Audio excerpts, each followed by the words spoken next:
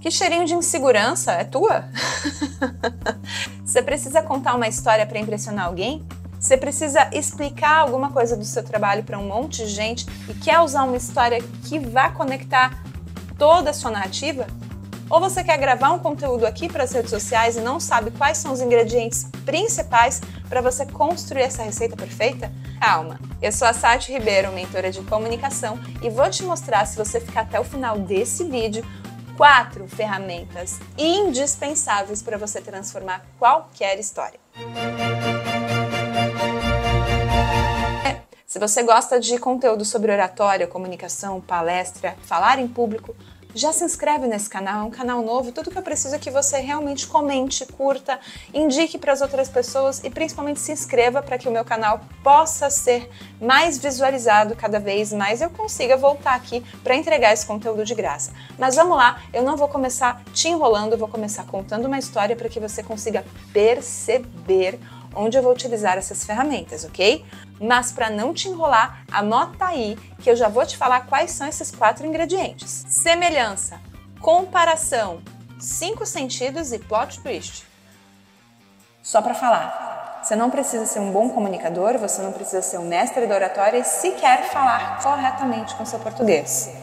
A ideia é pegar você do zero e com essas 4 dicas fazer você já contar uma história magnética que conecte com a imaginação e com a emoção do seu público, tá bom? Vem comigo. Para exemplificar, eu já vou contar a história de quando eu fui para Disney. Sim, eu fui para Disney e era um sonho de criança que eu só pude realizar quando eu era grande já, quando já tinha 25 anos. E o que aconteceu? Quando eu cheguei na Disney, a primeira cena que eu vi foi o Pateta discutindo. Cara, eu não sei você, mas pra mim o Pateta era aquela figura do bobo da corte. Era a figura que ele não precisava fazer nada, só já fazia com que você desse risada. Não sei você, mas eu sim. Quando eu cheguei e vi o Pateta muito bravo, muito pé da vida com outro funcionário discutindo, eu pensei, caramba, quebrou ali já a minha primeira impressão inicial, foi horrível, porque eu nunca imaginei chegar na Disney e ver bastidor. Para mim era sempre algo perfeito, era o sinônimo da perfeição, para mim era Disney. Só que eu peguei o funcionário, infelizmente, num dia ruim. E tá tudo bem, continuei andando. Nos primeiros 5 minutos que eu cheguei, eu vi isso, e logo na sequência, sabe o que eu vi? Bom, na verdade eu não vi, primeiro eu senti. Tava lá caminhando, segurando o meu cachorro quente, e entre uma mordida e outra, eu quase vomitei. Por quê?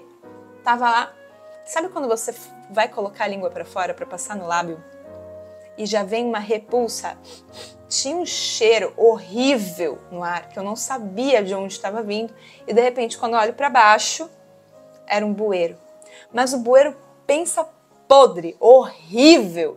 E na minha cabeça eu pensei, cara, como pode? Porque aqui no Brasil eu tô super acostumada, se passasse na rua e tivesse um bueiro fedido no calor, eu ia super entender, porque aqui eu sei que as pessoas ficam empurrando, a política empurra para a companhia de saneamento básico o problema. A companhia de saneamento básico fala que o problema é do vereador, que fala que o problema é do morador da frente que tem que pagar, e fica essa palhaçada o tempo todo. Isso na minha cabeça. Mas para mim aqui é normal. Lá na Disney, eu olhar para Cinderela enquanto sinto cheiro de bueiro, e tudo isso aconteceu nos primeiros 5 minutos, então não tive nem tempo de entrar na magia da coisa. As 2 primeiras reações que eu tive foram essas, infelizmente. Pois é, você acha ruim? Imagina eu que gastei meu dinheiro e meu tempo para ir para lá. Mas, pelo menos, toda essa história que eu acabei de contar para vocês é uma mentira. É uma mentira e eu tô aqui para contar justamente ela para saber como que eu fiz você se ligar até esse momento da minha narração, justamente com essas 4 ferramentas que eu te contei. Mas para isso, eu vou começar com uma definição do Google sobre as diferenças entre semelhança e comparação. Vamos lá. A semelhança refere-se ao grau de similaridade entre 2 ou mais coisas, ou seja, semelhança é a qualidade de ser semelhante, de ter uma característica em comum. Pode ser uma característica objetiva, como 2 pessoas terem a mesma cor de cabelo, ou subjetiva, como 2 pessoas terem gostos musicais semelhantes. Já a comparação é o ato de estabelecer essa relação de semelhança e diferença entre as coisas, entre os objetos. Na semelhança, eu diria, há uma grande semelhança entre as 2 pinturas, ambas usam tons vibrantes de azul e verde. Já na comparação, aquele ator atua como um leão em cena, mostrando a mesma ferocidade do animal. Entendeu a diferença? E agora eu vou entrar no que eu usei de semelhança lá na história da Disney. Quando eu comecei a história, primeiro eu trouxe uma semelhança. Eu coloquei você a procurar a mesma semelhança que eu na figura do Pateta. Olha, eu não sei pra você, mas o Pateta, pra mim, ele é aquela figura do bobo. Ele não precisa fazer nada pra ser engraçado. Entendeu? A comparação, por outro lado, eu utilizei quando eu falei do cheiro de esgoto, do cheiro de bueiro no ar e comparei a Disney com o Brasil.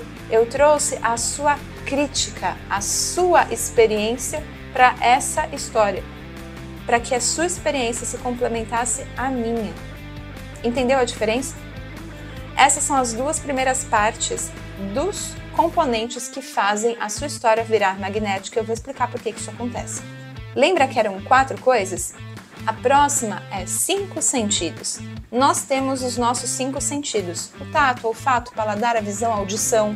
Quando a gente traz mais sentidos que não só a audição e a visão para a coisa, porque quando você conta uma história, alguém está te ouvindo e alguém está te vendo, ou uma das duas coisas pelo menos, você faz com que aconteça algo chamado sinestesia, que é a utilização de vários dos nossos sentidos para identificar e para entrar na história, para colocar o nosso cérebro em funcionamento.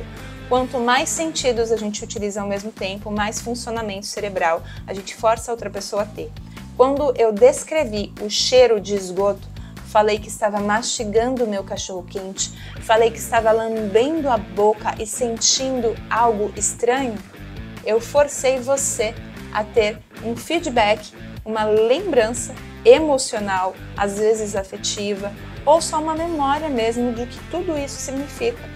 Então, retomando antes de eu chegar em plot twist, quando a gente utiliza a semelhança e a comparação, eu estou forçando a pessoa que está ouvindo a história a entrar com os sentimentos dela, com as memórias dela e com o raciocínio dela dentro da minha linearidade, da minha narrativa, do meu ponto de vista e da minha construção de raciocínio. Incrível, né? Para finalizar, o que acontece quando a gente começa a ver um Reels que a gente já sabe o que vai acontecer no final? Se é algo muito, muito gostoso para o cérebro, a gente assiste mesmo sabendo o que vai acontecer. Mas nem sempre é isso que acontece. Se você tiver uma comunicação chata, muitas vezes a pessoa já esperando o final, ela desiste de te ouvir. Ou o cérebro desliga aquele estado mental de intenção de ouvir. Até te ouve, mas não tem mais interesse. A chavinha desliga, sabe? E o que faz essa chavinha continuar ligada é você colocar um plot twist. E o que é plot twist mesmo? Nada mais é do que uma reviravolta inesperada na história. Você pode fazer isso em vários momentos da sua história, se for possível, mas o mais legal é que se a história for alongada, você coloque um plot twist no meio e um plot twist no final. Você pode fazer isso de uma forma brava, você pode fazer isso de uma forma engraçada, você pode fazer isso explicando alguma coisa, enfim. Você pode ter aí a sua criatividade à prova para conseguir dar uma reviravolta, como a que eu dei quando eu expliquei para você que essa história era uma farsa, que era só uma brincadeira para que você aprendesse com um exemplo real.